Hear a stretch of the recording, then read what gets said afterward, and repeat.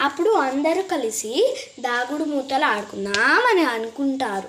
అప్పుడు Shweta friend, Geeta friend, Lasya friends ఉంటారు. లాస్య ఏమో దాగుడు మూతలు వద్దు అంటుంది. గీత ఏమో దాగుడు మూతలు కావాలి అంటుంది. శ్వేత ఏమో అస్సలకే వద్దంటుంది. కానీ లాస్య చెప్పిన మాటని అందరూ ఆడుతూ ఉండగా అప్పుడు లాస్య ఎక్కడ దాపెట్టుకుందంటే ఒక ట్రాలీలో దాపెట్టుకుంది.